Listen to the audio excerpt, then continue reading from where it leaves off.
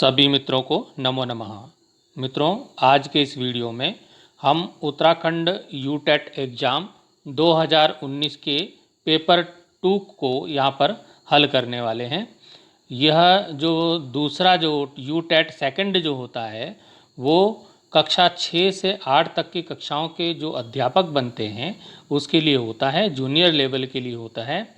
तो आज के वीडियो में हम द्वितीय भाषा संस्कृत, जो सेकंड लैंग्वेज है संस्कृत, उसका यहाँ पर अध्ययन करेंगे। मित्रों, द्वितीय भाषा के जो प्रश्न हैं प्रश्न संख्या 61 से प्रारंभ होते हैं और प्रश्न संख्या 90 तक चलते हैं। तो आइए 61वां प्रश्न हम देखते हैं कि क्या है। प्रश्न है, नाट्य शिक्षणेन छात्रेषु भवति। जो नाटक का जो शिक्षण है, नाटक के शिक्षण से छात्रों में क्या होता है? भाव प्रकाशन क्षमताया विकास होता है, अध्ययन कौशल का विकास होता है, लेखन तीव्रता का विकास होता है, या कोई विकास नहीं होता है। तो इसका जो सही उत्तर है मित्रों वो ए वाला है, भाव प्रकाशन क्षमता का विकास होता है। ये वाला इसका सही उत्तर है। आते हैं प्रश्न संख्या 62 पे। प्रश्न संख्या 62 है, भाषा शिक्षणस्य का विधि छात्रान् परस्परम अंतःक्रिया क्रियार्थ प्रेरयति। भाषा शिक्षण की कौन सी विधि छात्रों को आपस में अंतःक्रिया के लिए प्रेरित करती है? व्याकरण अनुवाद विधि या अनौपचारिक विधि या संप्रेषणात्मक विधि? तो इसका जो सही उत्तर है मित्रों वो डी है, संप्रेषणात्मक विधि। प्रश्न आता है 63वां, यदा छात्रा कालस्य अवधारणाम् अवगन्तुं समर्थान् भवन्ति तदा उपचारात्मक कार्यं किं भविष्यति। यदि कोई छात्र है और वो किसी कारण से उसमें कुछ कमी रह जाती है, वो समझ नहीं पाता, कमज़ोर रह जाता है कहने का मतलब, तो क्या कार्य उपचारात्मक कार्य किस प्रकार से होगा उसका? अगर वो काल के अवधारणा में उसको समझने में कठिनाई है तो किस प्रकार से आप उसको समझाएंगे? संबंध लकाराणाम अभ्यास, संबंध सूत्राणाम रटनम, लकारानुगुणम रूपानम स्मरणम वाचनम वाक्य प्रयोगम च, और संदर्भानुगुणम भाषा लेखनम। तो इसका जो है सी वाला उत्तर होगा, लकारानुगुणम रूपाणम स्मरणम। तो लकार के जो गुण हैं, रूप हैं, उनको याद कराने का काम करेंगे, उसका वाचन का काम करेंगे और वाक्य प्रयोग का काम करेंगे। ये उपचारात्मक शिक्षण में होगा। अब आता है, येषां बालानां भाषा विकासः मंद गति न भवति।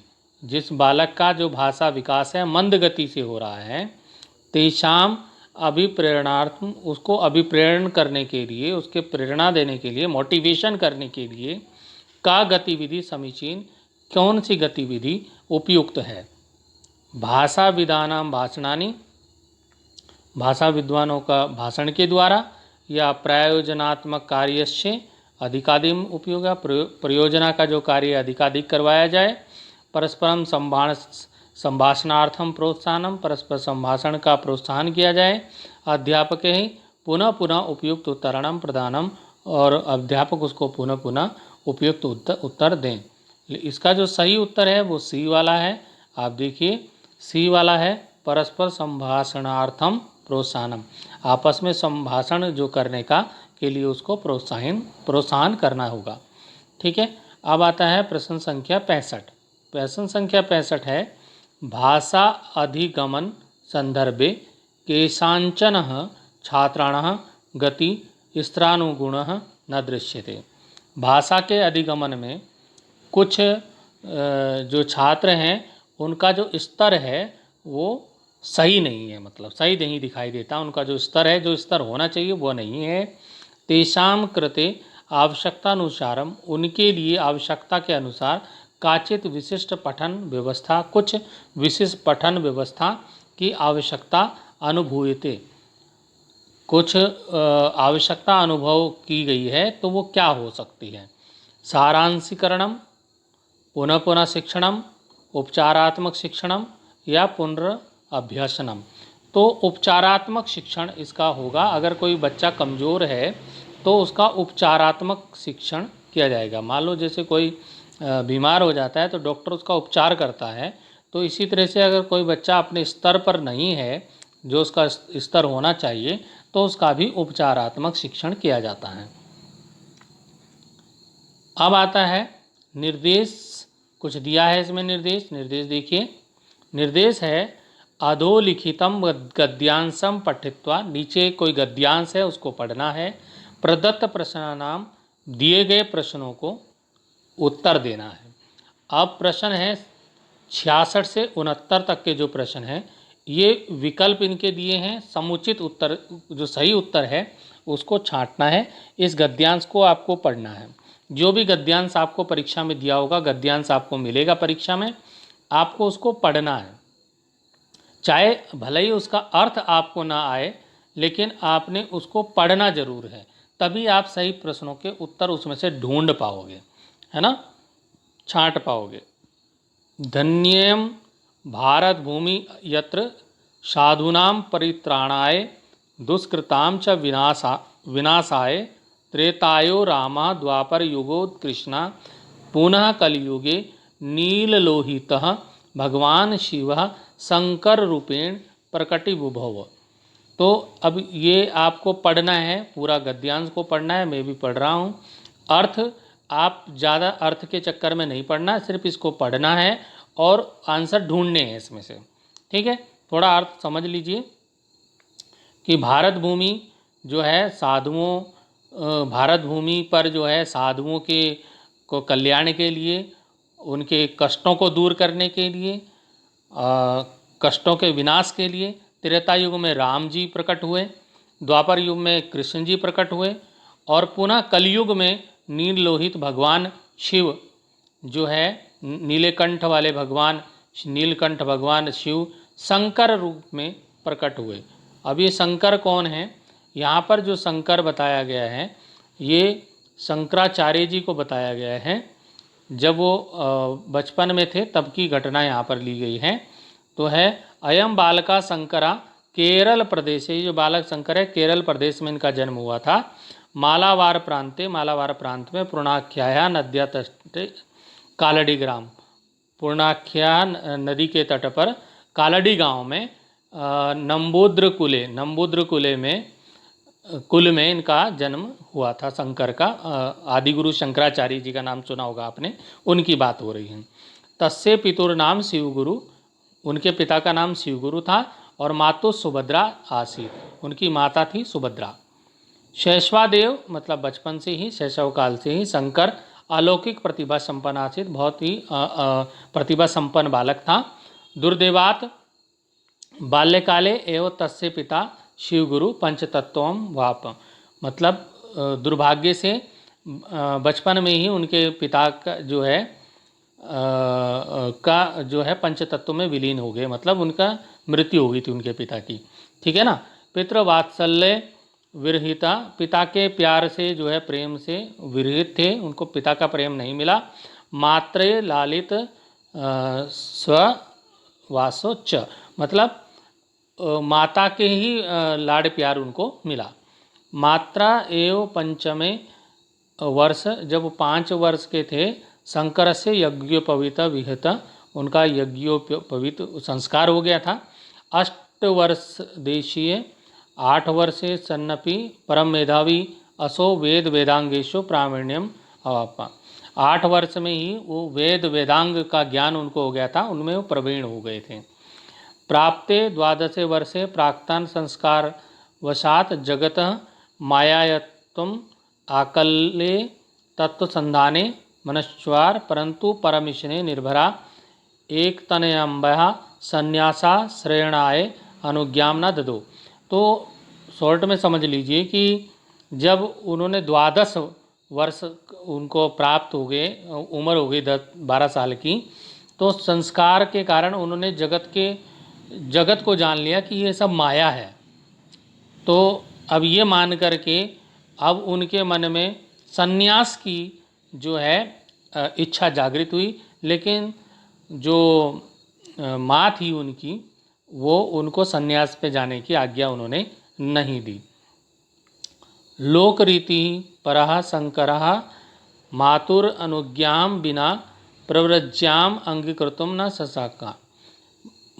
लोक परंपरा के अनुसार माता की आज्ञा के बिना शंकर भी जो है सन्यास के लिए नहीं गए, सन्यासी नहीं बने। मतलब एकदा शंकरः पूर्णयाम सरिति, एक बार शंकर जो है पूर्णया जो नदी है उसमें स्नातुम गतः, नहाने के लिए गया। तो सरिता मध्य नदी के बीच में ग्रहाग्रस्ता एक मगरमच्छ ने उनको पकड़ लिया। शंकरः स्वविपन्नाम अवस्थाम अनुभूय मात्रे निवेदयत, माता को उन्होंने निवेदन किया जब वो बिल्कुल विपत्ति में आ गए। माँ को निवेदन किया कि अम्ब माँ यदि ते मम जीविते अनुरागा स्यात्, यदि तुम मुझे जीवित देखना चाहती हो तरी संन्यासाय माम अनुजानीहि, तब मुझे संन्यास के लिए जाने के लिए आज्ञा दीजिए। तेनेव में, नहीं तो मैं क्या होऊंगा, तेनेव में ग्रहण मुक्ति भविष्यति, तभी मैं यहाँ से इस मगरमच्छ से मुक्त होने की कोशिश करूँगा, नहीं तो ये मुझे खा जाएगा तो खा जाए, है ना। अनन्य गति माता तथित वाच, इस प्रकार से ऐसी स्थिति में माता ने उनको क्या दे दी, अनुमति दे दी कि सन्यास पे जाने की अनुमति दे दी। तो ये तो मैंने थोड़ा थोड़ा आपको इसका अर्थ समझाया, पर वहाँ पर आपको इतना समय भी नहीं होगा परीक्षा में, तो आप इसको जल्दी जल्दी से पढ़ना और उत्तर ढूंढने की कोशिश करना। मिल जाएंगे सारे उत्तर, उसी में मिल जाएंगे आपको, है ना। तो प्रश्न है नील लोहितः विशेषण पदम अस्ति, नील लोहित जो है ये विशेषण पद किसके लिए है, शंकराचार्यस्य, भगवान शिवस्य, कृष्णस्य या ना ज्ञायते, ये किसके लिए है। नील लोहित जो है ये है भगवान शिव का जो है, नील लोहित जो है नीलकंठ उनको बोला जाता है, तो भगवान शिव इसका उत्तर हो जाएगा। अब आता है मात्रा, मात्रा इत्यस्मिन् पदे विभक्ति वचनम अस्ति, मात्रा में विभक्ति वचन कौन सा है, तृतीया है, द्वितीया है, चतुर्थी, पंचमी। मैंने उत्तर यहाँ पर लिख दिए हैं, ये पहला ही उत्तर है इसका, ए वाला, तृतीया एक वचनम, ये तृतीया एक वचनम। अगले प्रश्न पे चलते हैं। प्रश्न है पितुर नाम, पितुर नाम इति पदे संधि, संधि क्या होगी पितुर नाम में, तो व्यंजन संधि होगी, प्रकृति भाव संधि होगी, पूर्वरूप संधि होगी या विसर्ग संधि होगी। तो पितुः नाम, तो इसमें विसर्ग संधि होगी, डी वाला इसका सही होगा, ठीक है। अब आता है प्रव्रज्या, अगला प्रश्न है प्रव्रज्या इत्यस्मिन् पदे प्रकृति प्रत्ययम विभागम कुरुत, इसका प्रकृति और प्रत्यय अलग अलग करना है। तो क्या होगा इनमें से, प्राणीच व्रज कयप, तो प्रव्रज कयप टाप, प्रवस्लिट टाप, कोई पीना मतलब कोई भी नहीं। तो इसका जो सही उत्तर है वो है बी वाला, प्रव्रज कयप टाप, ये आ गया बी वाला, ठीक है। अब आते हैं प्रश्न संख्या, अगला जो है 70 से 73 वाला जो प्रश्न है वो है अधोलिखितम श्लोको पठित्वा, नीचे लिखा, अब श्लोक है, अभी गद्यांश था ना, अब श्लोक आ गया, श्लोक को पढ़ना है। तदाधारितम प्रश्नानाम, उस पर आधारित प्रश्न संख्या 70 से 73 के समुचित जो विकल्प हैं, सही विकल्प को चुन करके लिखना है। लिखना है क्या, गोला करना है, जो भी है, ठीक है। अब ये श्लोक वहाँ दिया रहेगा, अब ये वाला श्लोक नहीं होगा, कोई भी श्लोक हो सकता है। तो आप वो श्लोक पढ़ लेंगे, आप इस श्लोक को भी पढ़ लीजिए और उस श्लोक को भी वहाँ पे पढ़ लेंगे जो भी पेपर में होगा, ठीक है। श्लोक को पढ़ने के अब अर्थ जरूरी नहीं है आपकी समझ में अर्थ आ ही जाए, लेकिन जो भी है आप उसको पढ़ लेंगे और फिर उसके नीचे दिए गए प्रश्नों के उत्तर देंगे, ठीक है। मैं नहीं समझा रहा हूँ इस श्लोक को क्योंकि वीडियो बहुत लंबा होता जा रहा है, तो यहाँ पर सीधे प्रश्न संख्या 70 पे चलता हूँ। विचिन्तयन्ति यम कृतामीव श्लोके अस्मिन् अलंकार, इसमें अलंकार कौन सा है? तो ये जो है ईव कृतामीव शब्द आया है, तो ईव जो है ये उपमा अलंकार की विशेषता बताता है, तो उपमा अलंकार यहाँ पर होगा। ठीक है। अब आता अर्क। अर्क इत्यर्थे समानार्थी पदम सूर्य प्रदोष चंद्र अरुण, किसको बोलते हैं अर्क? मेरे हिसाब से सूर्य को बोलते हैं। ठीक है, तो इसका सूर्य उत्तर हो जाएगा। अब आता एक तो अर्क इत्यस्मिन् पदे संधि विधायकम सूत्रम, इसका संधि विधायक सूत्र कौन सा होगा? एड़ पदांतादति एड़ी पर रूपम अतोरोर प्लुताद प्लुते अप्लुत प्रगृह्या अची नित्यम, तो ये ए वाला इसका हो जाएगा, पहला ही नंबर पे है, एड़ पदांतादति, ये वाला हो जाएगा। ठीक है। अब आते हैं विचिन्तयन्ति, ये जो शब्द है विचिन्तयन्ति, इसका क्रिया, ये क्रियापद है, इसका कर्ता पद बताना है, कर्तृपद बताना है। कौन है? इसका कर्तृपद है शकुंतला। शकुंतला के बारे में ये जो श्लोक है, तो शकुंतला इसका उत्तर हो जाएगा। अब आता है ऊ स्वर, ऊ स्वर से उच्चारणम स्थान, ऊ, अब बोल के देखिए ऊ में जब हमारे होंठ जो हैं वो पूरे गोलाकार हो जाते हैं, ऊ, तो ओष्ठ इसका सही उत्तर हो जाएगा, ओष्ठो, ओंठों का प्रयोग इसमें हो रहा है, तो ओष्ठो इसका सही उत्तर हो जाएगा। ठीक है, ये इसका उत्तर हो जाएगा डी वाला, ओष्ठो। अब आता है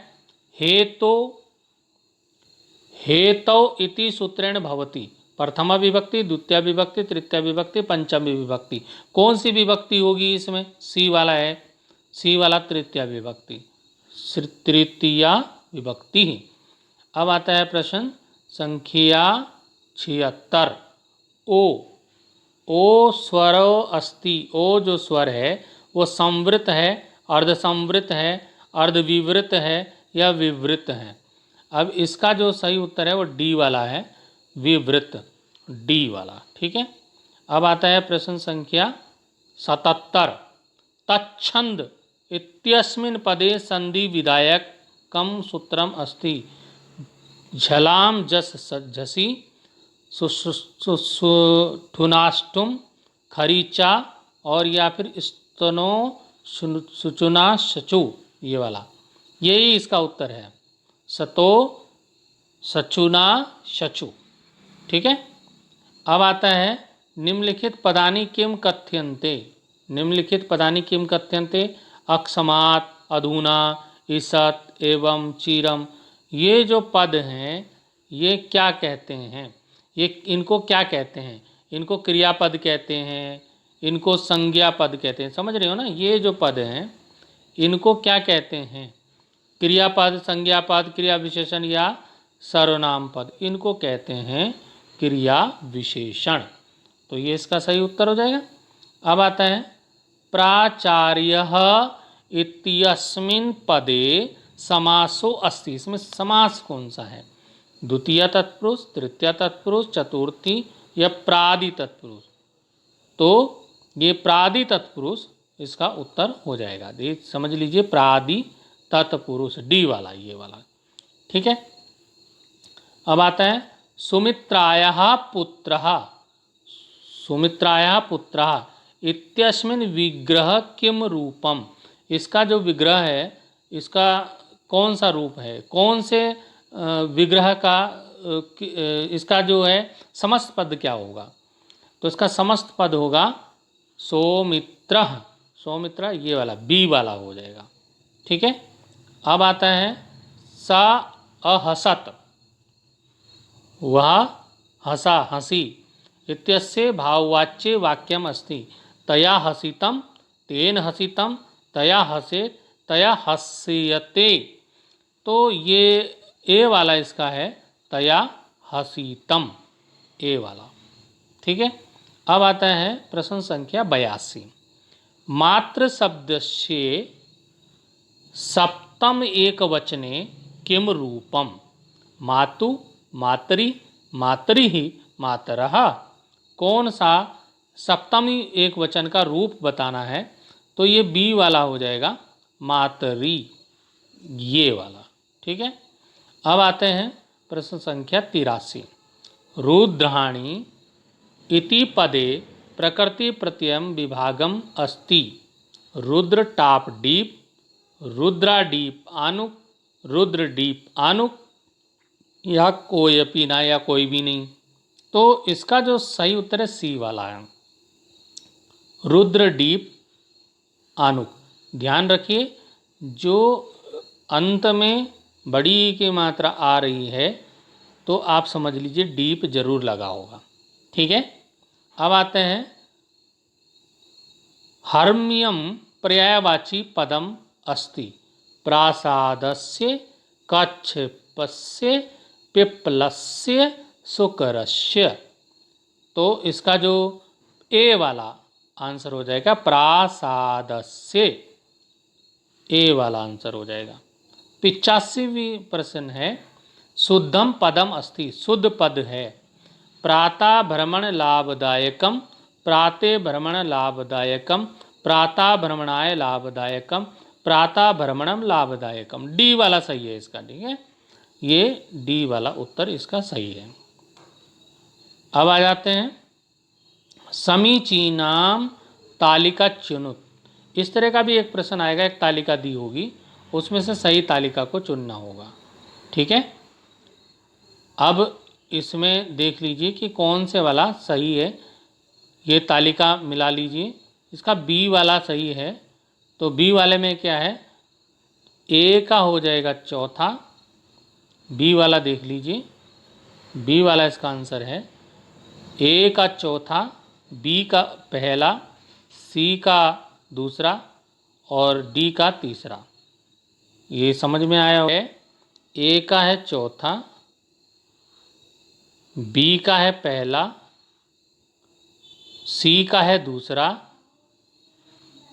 और बचा कौन सा, तीसरा। इस तरह से इनका मिलान हो जाएगा। ये आप देख लीजिए कि इसका कौन सा होगा। अब आता है 87वां प्रश्न है वैदिक शब्दानाम संकलनम अस्ति। अष्टाध्यायी, वैदिक शब्दों का जो संकलन है वो किस में, अष्टाध्यायी में है, गीता में है, निघंटू में है, अमरकोश में है। तो ये निघंटू में है, इसका सी वाला सही है। वैदिक शब्दों का संकलन जो है, ठीक है, निघंटू।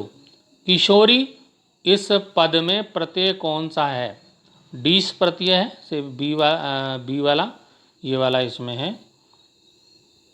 अब आता है प्रकृति भाव संधि विधायकम सूत्रम अस्ति। अपृक्त एकाल प्रत्यय, पूर्वत्रा सिद्धम, नश्छव्य प्रशान, प्लुत प्रगृह्या अचि नित्यम। तो इसका जो सही उत्तर है वो डी वाला है। ठीक है, तो डी वाला इसका सही उत्तर हो जाएगा। अब आता है अंतिम जो 90 नंबर का प्रश्न है संस्कृत द्वितीय भाषा का। ईसत स्पृष्ट वर्ण अस्ति। क, ल, प, च। कौन सा इसका सही उत्तर है, इसका सही उत्तर है बी वाला, ल। तो इस प्रकार मित्रों, जो यू टेट उत्तराखंड टेट की जो परीक्षा होनी है उसमें द्वितीय भाषा जो संस्कृत है उसको पेपर का नमूना किस प्रकार से है उसको मैंने यहाँ समझाने का प्रयास किया। ये ज़रूरी नहीं है कि ये प्रश्न आएंगे, लेकिन इस तरह से आप अभ्यास कर सकते हैं, तैयारी कर सकते हैं। फिर मिलेंगे अगले वीडियो में। अभी के लिए धन्यवाद।